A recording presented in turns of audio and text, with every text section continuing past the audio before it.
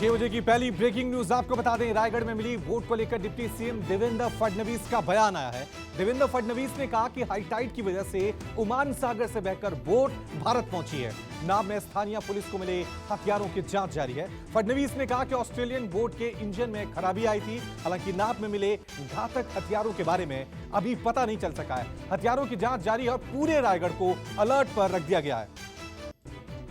इस नाव में AK-47 समेत कुछ और हथियार भी बरामद किए गए हैं। नाव के पकड़े जाने के बाद रायगढ़ पुलिस के अलावा ATS चीफ विनीत अग्रवाल की टीम भी घटनास्थल पर पहुंच चुकी है। बोट से 3 AK-47 राइफल्स, कारतूस और कुछ कागजात बरामद किए गए हैं। रायगढ़ पुलिस और ATS की टीम मामले की जांच कर रही है। रोहिंग्या को लेकर केंद्रीय मंत्री अनुराग ठाकुर ने आम आदमी पार्टी पर हमला बोला है। अनुराग ठाकुर ने कहा कि आपकी सरकार घुसपैठियों के साथ है। अनुराग ठाकुर ने आरोप लगाया कि केजरीवाल रोहिंग्याओं को मुफ्त मकान देना चाहते थे। हालांकि कल केंद्रीय मंत्री हरदीप पुरी ने रोहिंग्याओं को मकान देने से संबंधित एक ट्वीट किया था, जिस पर बाद में गृह मंत्रालय ने सफाई दी थी और आम आदमी पार्टी BJP पर हमलावर हो गई थी। चौथी ब्रेकिंग न्यूज आपको बता दें, बिहार के कैबिनेट मंत्रियों पर सियासत और गर्माती जा रही है। बीमा भारती के आरोपों पर भड़के नीतीश कुमार, कहा हर किसी को मंत्री नहीं बनाया जा सकता, कहीं जाने का मन है तो जाए बीमा, गलत बात ना करें। साथ ही लेसी सिंह पर लगाए गए आरोपों पर भड़के नीतीश कुमार ने कहा कि जब बीमा को पढ़ना तक नहीं आता तब मंत्री बनाया था। बिहार के कैबिनेट मंत्रियों को लेकर केंद्रीय मंत्री अश्विनी चौबे का नीतीश कुमार पर हमला। न्यूज 24 से खास बातचीत के दौरान अश्विनी चौबे ने कहा कि नीतीश को इस्तीफा दे देना चाहिए। और अगली ब्रेकिंग न्यूज आपको बता दें, जम्मू कश्मीर में 7 विधानसभा चुनाव होने की संभावना है। इससे पहले चुनाव आयोग ने बड़ा ऐलान करते हुए जम्मू कश्मीर के मुख्य निर्वाचन अधिकारी ने कहा कि जो गैर कश्मीरी लोग राज्य में रह रहे हैं वो अपना नाम वोटर लिस्ट में शामिल कराकर वोट डाल सकते हैं। इसके लिए उन्हें निवास प्रमाण पत्र की जरूरत नहीं है।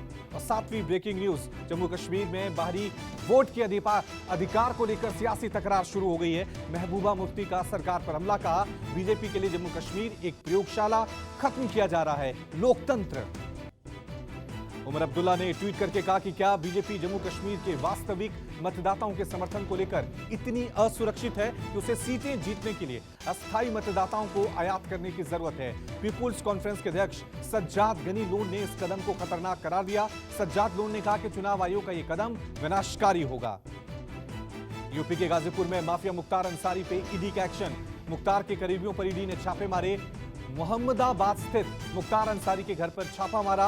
मुख्तार के रिश्तेदारों और करीबियों से ईडी की पूछताछ जारी है। मुख्तार के करीबियों के ठिकानों पर ईडी ने छापे मारे हैं। गाजीपुर की कई जगहों पर ईडी की टीमें जांच में जुटी हैं। 10वीं ब्रेकिंग न्यूज, आम आदमी पार्टी हिमाचल में शिक्षा के मुद्दे पर चुनाव लड़ेगी। दिल्ली के उप मुख्यमंत्री मनीष सिसोदिया और पंजाब के मुख्यमंत्री भगवंत मान ने सत्ता में आने के बाद शिक्षा के 5 बिंदुओं पर काम करने की गारंटी दी। आपने सत्ता में आने के बाद सरकारी स्कूलों में हर बच्चे को अच्छी और मुफ्त शिक्षा देने, निजी स्कूलों की मनमानी फीस पर लगाम लगाने और दिल्ली की तर्ज पर शानदार सरकारी स्कूल भवन बनाए जाने का वादा किया। टीचरों को परमानेंट करने का भरोसा भी दिया।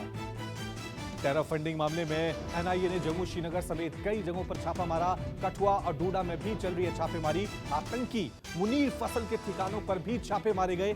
NIA की टीम की रेड को देखते हुए सुरक्षा बढ़ा दी गई है। जांच एजेंसियों के हाथ अहम सबूत मिले हैं। पटना में सेना के जवान की गोली मारकर हत्या कर दी गई है। वारदात को अंजाम देकर बदमाश फरार है। गोली लगने के बाद सेना के जवान बबलू कुमार ने दम तोड़ दिया। वारदात CCTV में कैद हो चुकी है। बहरहाल पुलिस CCTV के जरिए आरोपियों तक पहुंचने का प्रयास कर रही है। पटना में सरेआम हत्या जैसी खौफनाक वारदात के बाद सुरक्षा व्यवस्था पर सवाल खड़े हो गए। 14वीं ब्रेकिंग न्यूज, दिल्ली में फिर बढ़ा यमुना का जलस्तर। निचले इलाकों में बाढ़ जैसे हालात हो गए। लोगों को काफी परेशानी हो रही है। उनकी झोपड़ियों में पानी भरा। लोग अपने जरूरी सामान को लेकर सड़क किनारे आ गए हैं। देश में तेजी से कोरोना संक्रमण बढ़ रहा है। 2 दिन के राहत के बाद आज फिर 10,000 से ज्यादा नए कोरोना मरीज मिले। आंकड़ों के मुताबिक एक दिन में 12,608 कोरोना मरीज आए। देश में एक्टिव मरीजों की संख्या 1 लाख के पार है। संक्रमण दर 3% से ज्यादा है। तो त्योहारी सीजन में दिल्ली और मुंबई में कोरोना संक्रमण दर तेजी से बढ़ रही है। राजस्थान के हनुमानगढ़ में साधु की हत्या से सनसनी। संगरिया इलाके के भाखरावाली की कुटिया में साधु चेतन दास का शव मिला। साधु चेतन दास के शरीर पर चोटों के कई निशान मिले हैं। हत्या के कारणों का और आरोपियों का अभी तक कोई पता नहीं है। पुलिस पूरे मामले की जांच में जुटी। ग्रामीणों ने हत्यारों को जल्द से जल्द पकड़ने की मांग की है। गांव में पुलिस की तैनाती कर दी गई है।